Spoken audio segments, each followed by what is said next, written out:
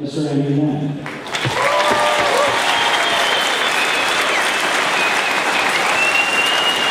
Thank you all. Thank you, Iowa. Oh my gosh, it's incredible to be here.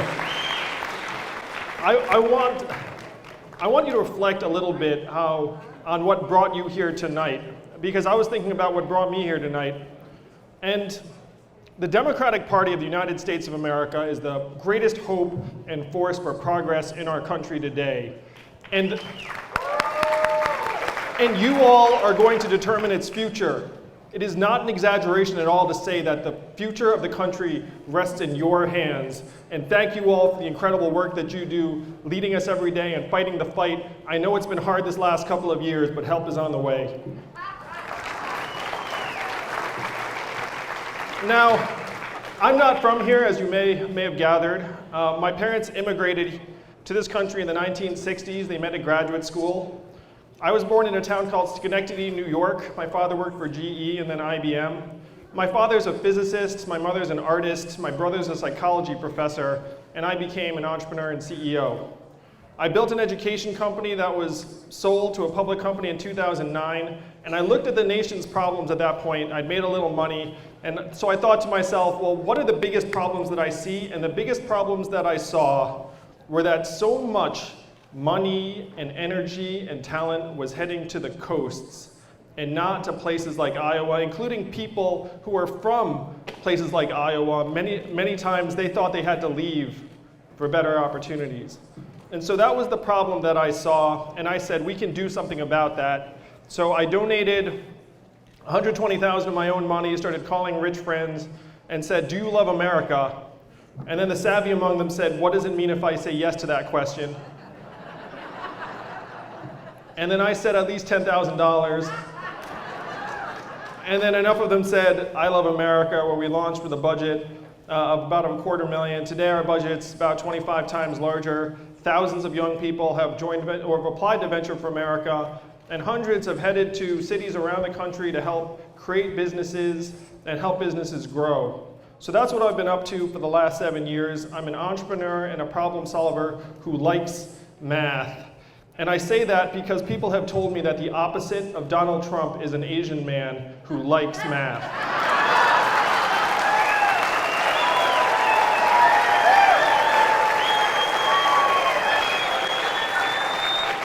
Now, I'm here tonight to tell you all a story in numbers, in part.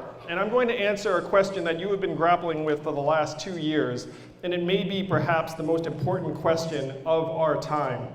And that question is this: why did Donald Trump win Iowa by nearly 10 points in 2016? For that matter, why did he win Michigan? Why did he win Ohio? Why did he win Pennsylvania? Why did he win Missouri? Why did he even win Wisconsin? Now that is the question of our time, and the answer is in the numbers. Because again, I love numbers, so I dug in. And the most direct correlation I found was that the more manufacturing jobs were lost in a voting district due to automation, the more blue turned to red in that district. The reason why Donald Trump is our president today is that we've automated away 4 million manufacturing jobs in Michigan, Ohio, Pennsylvania, Missouri, Wisconsin, and nearly 40,000 right here in Iowa. How many of you personally know someone who has lost his or her job in manufacturing over the last number of years? I'm sure a number of you do. And I've been in these communities in the aftermath of the plant closing. I heard from Mitch right here in Olwine in northeast Iowa what happened there. When jobs disappear, that's when despair takes its place, and that's when blue turns to red.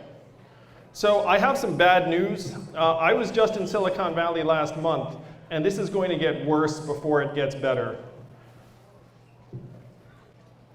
The engineers and scientists of Silicon Valley are working on solving the problems of today, the business problems of today. But as they succeed in solving these problems, their solutions are not going to improve your lives or our lives together. What they're going to do is they're going to make human labor, your labor, our labor, less and less central to the economy and more obsolete. Now this may seem far-fetched or futuristic to some of you, but it's the hard truth. And if you look around you, Iowa has lost 12,000 retail jobs since 2001. How many of you have noticed stores closing in your neighborhoods or area? There are another 178,000 hardworking Iowans in retail and trade right now, and 3 of your 17 malls are in danger of closing. This is going to get worse. There are another over 30,000 Iowans who drive a truck for a living, and this is the most common job in 29 states.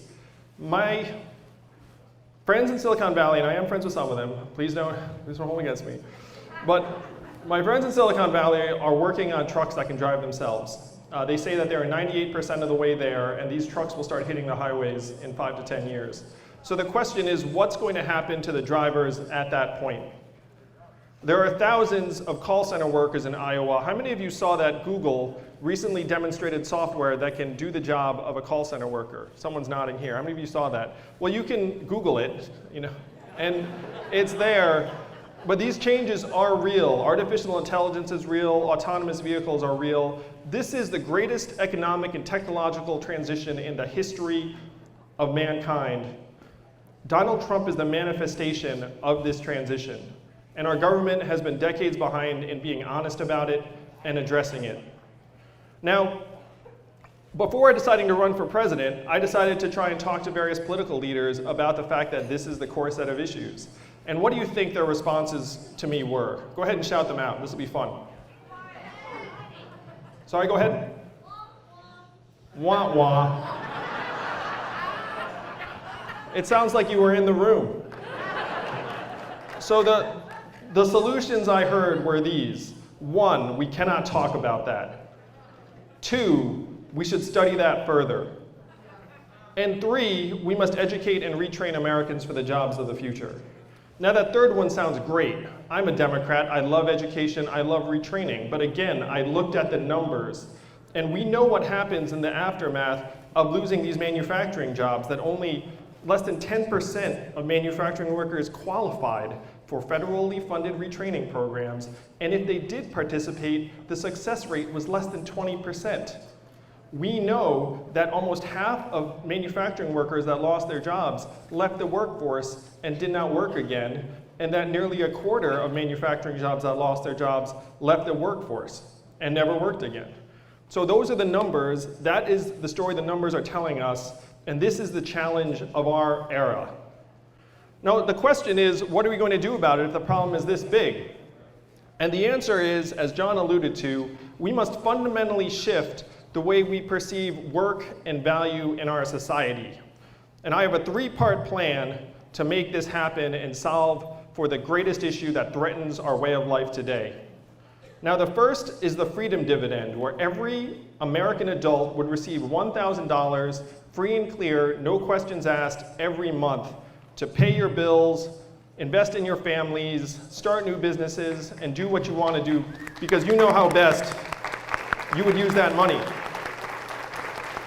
Already right now, 31% of Iowans are working full-time and cannot make ends meet, and 59% of our fellow Americans cannot pay an unexpected $500 bill. They are living paycheck to paycheck, week to week, and you know that is the reality for many of your friends and neighbors. And we can change that. We can give Americans a raise. So many of you might think, wow, that sounds phenomenal, too good to be true, but I want to give you some background and history. A law almost exactly like this passed the House of Representatives in 1971 under Richard Nixon. Martin Luther King was for it. 1,000 economists signed a letter saying this would be great for the economy and society. And a plan just like this has been in effect in one state for 36 years, where it has created thousands of jobs, helped improve children's nutrition, and lowered income inequality. And what state is that? You may or may not know. Yeah, it's Alaska. And they use oil money. And I'm going to ask you all today, Democrats of Iowa, what is the oil of today? Technology. That's right.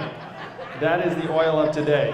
So my plan, the freedom dividend, would put $16 billion into the hands of Iowans every year so that you could pay your bills and do everything that you would do with $1,000 more per month, and it would create over 40,000 jobs in Iowa immediately. Now, this is a very, very big plan and a big move, but it's something that we can achieve because, again, you determine the future of this country. And we need to build an economy that actually puts human goals and values front and center, invest in our people, and build a trickle-up economy. The Republicans have been selling that trickle-down garbage for decades, and we know it doesn't work at all.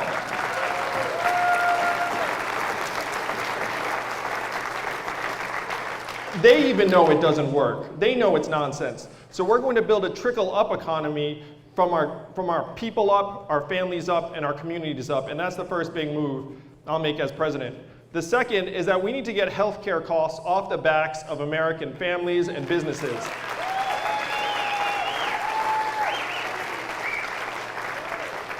I've been an entrepreneur and CEO, and I know it's harder to expand your business, it's harder to hire, it's harder to start a business, it's even harder to switch jobs.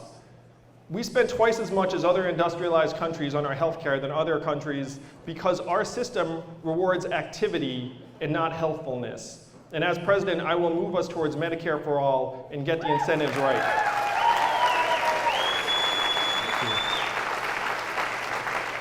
And the third thing is that we have to change the way we measure progress in our economy. GDP is something we invented less than 100 years ago during the Great Depression. And even the inventor said this is a terrible measurement for national well-being. So of course, what do? We start using it as a measurement for national well-being. Oh, it's true, he was a smart man. He was smarter than the people that have been using it. Now, I'm running for president right now, and my wife is working much harder than I am. And those of you who have kids at home, raise your hand if you have kids at home. Most of you? Gotta be more parents than that. My wife is at home with our young boys who are 5 and 2, one of whom has special needs, and she's working much, much harder than I do. What does GDP value her work at right now?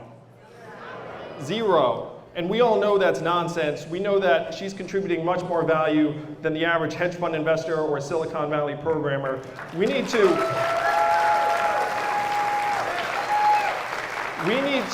shift to new measurements for our economic progress, things that matter to us, like childhood success rates, mental health and freedom from substance abuse, environmental quality, median income and wealth, proportion of elderly in quality care that can actually retire with dignity. These are the measurements that would actually tell us how we're doing. And as president, I will establish the American scorecard and present on how we are doing every year at the State of the Union. So these are the 3 big ideas to get us through the greatest economic shift in human history. And I'm going to close with a conversation I had in Washington, D.C. that will be familiar to some of you. So I was going through these issues and saying, look, this is a giant technology shift, and the American people are being devastated through no fault of their own. What are we going to do about it? And this is what someone said to me. He said to me, you are in the wrong town. That this town is not a town of leaders. This is a town of laggards and followers. We will be the last people to figure this out. And what you must do, Andrew, is you must create a wave in other parts of the country and bring it crashing down on our heads, and only then will we understand. And that is why I'm with you here tonight, Democrats of Iowa. I need your help to create this wave, to build an economy from the ground up, to show that we still live in a democracy and that America needs your leadership right now. America needs your leadership, your courage, your vision, your compassion, your faith, and your fellowship to light the way.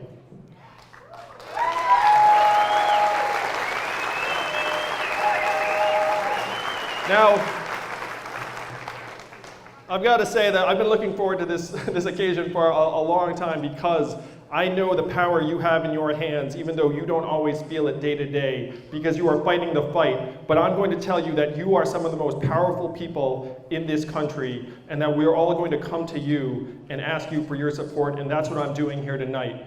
But together, if we work our hearts out, we can show our fellow Americans that we still live in a democracy, that people matter more than money, that our values are more powerful than any lobbyists, and that if we put everything we have into it, we can still build a country that we are proud of to leave for our children. Thank you very much, Democrats of Iowa. Lorraine Knight, God bless you all. God bless the United States of America.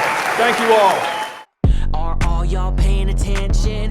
Automation gonna sweep the nation unless we get him in. Andrew Andrew Yang, 2020 freedom dividend. Climate change is real again. Science rules. Teachers bringing home some bread. Medicare for every citizen. That's nice. Andrew Yang, 2020 freedom dividend.